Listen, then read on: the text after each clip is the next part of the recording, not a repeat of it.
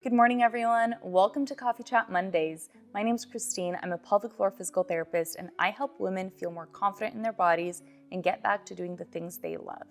Today, we are talking about how to know if your pelvic floor is tight or not, but more importantly, what to do about it if your pelvic floor is tight. So a common misconception is that a tight pelvic floor means a strong one, and that couldn't be further from the truth.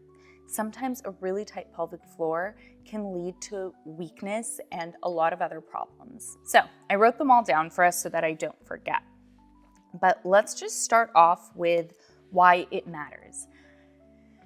There is something called a length-tension relationship that exists with all muscles in our body. So if these are the muscle fibers that make up your muscle, if they are too tight, then when they try to contract or squeeze to work, they can't because there's nowhere to go. If they're too loose or too weak, when they try to do it, they do it, but it's not really very strong. This length-tension relationship is the perfect place where muscles need to be, where they're not too tight and not too loose. A really tight pelvic floor means that your muscles can't contract properly. So they can't do things like squeeze when you suddenly jump or cough or run or do these different activities. Here are some symptoms of a tight pelvic floor.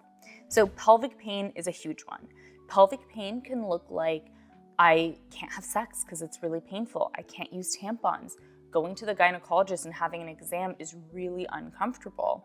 Or even wearing tight clothing or exercise causes pain in the pelvic region. Constipation is also huge with pelvic pain because in order to have a bowel movement, your pelvic floor muscles need to relax. If they're really, really tight, then nothing can come out properly, or you have to really try to push and strain to get it out, and we do not want you doing that because that'll lead to other problems. Leaking urine, so not being able to squeeze your muscles and relax them properly when you jump or cough or sneeze or when you have to pee. You might also have a feeling that you have to constantly pee or you're peeing a lot and there's not much coming out. And that might be because of really tight pelvic floor muscles. Now, it's normal to pee every 2 to 4 hours.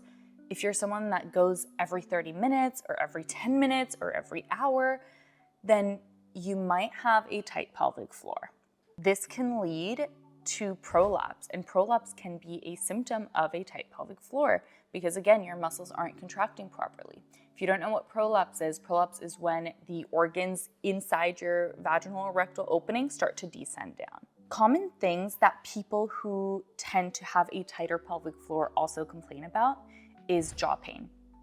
So they might say, hey, I'm always clenching my jaw, or I have really bad TMJ, or I am a grinder at night, especially when I'm stressed, I just grind my teeth. Our jaw and our pelvic floor are very connected. So in embryo, when we're first developing, there are two holes that develop together. That becomes your mouth, your throat, your jaw, and your pelvic openings. And they stay connected through a frontal fascial line. So when you tighten your jaw, you also tighten your pelvic floor. This is very similar to if you're sucking in your stomach because you're sucking everything in. So people that are always trying to suck in their stomach or always clenching their butt or always curling their toes or their hands or their shoulders are really up high, that is a sign that there's a lot of tension in your body and you are most likely having tension in your pelvic floor as well. One of the biggest questions people have is, why is this happening? And the second question is, well, what can I do about it? So let's start with the first one. This typically happens due to either motor control and difficulty coordinating movements, weakness of either your pelvic floor muscles or supportive muscles like your core or your glutes. So your pelvic floor tries to help by overly engaging and then it can't relax. And or being really stressed. So we all carry stress in different places. Our mental health and our pelvic health are highly connected. So if I notice it in myself, and I actually was in Italy a few weeks ago, and me and my husband were on a Vespa. That is a story for another time.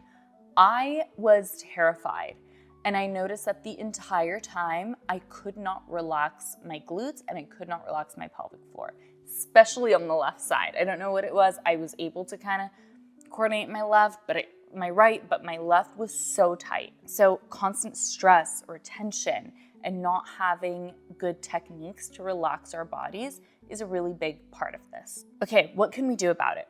One is awareness. I encourage all my clients to do a body scan. So throughout the day, do a body scan. Are you clenching your jaw? Are you standing doing dishes and you're tightening your butt for no reason? When you're sitting at work, are you sucking in your stomach? So these are things to pay attention to because we do them so frequently that it becomes just routine. We don't even realize we're doing it. It's subconscious. I'm standing and I'm doing dishes and I notice myself squeezing my butt. Why am I doing that?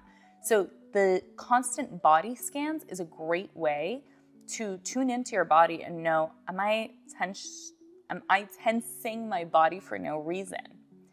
I know that I do that often, so I need to do body scans. Practicing relaxation techniques. So whether that's yoga, meditation, journaling, things to help you relax overall. And of course, specific pelvic floor relaxation exercises, which I have a bunch of videos on that. And you can also check out my Skool, the Pelvic Playground, for more information and for a program to help with pelvic pain. And then finally, strengthening these supportive muscles. So if we know your pelvic floor is overly engaged because your butt is weak or because your legs are weak, then we need to strengthen those muscles. Something that is so important, and I started practicing, this is just my little tip. If you strength train, make sure that after you do your heavy strength training, you take 5 to 10 minutes to cool down and let your body relax. When we're strength training, our sympathetic nervous system is rising up. Everything is tightening. If you just did a leg day, you just tightened up all these muscles, including your pelvic floor. So it is essential for you to do something to relax them and stretch after. So take 5 to 10 minutes to cool down, do some stretching, breathe, let your pelvic floor go. I hope this video helped you understand that a tight pelvic floor does not mean that it's a strong one, and it shouldn't be something we strive for. We should be striving for a pelvic floor that's strong and mobile, that can do all the things we want it to do. If you're not sure where to start, check the links in my bio, and if you have any questions or there are topics you'd like me to discuss, send me a message or comment on this video. Take care, and I will see you next week. Bye.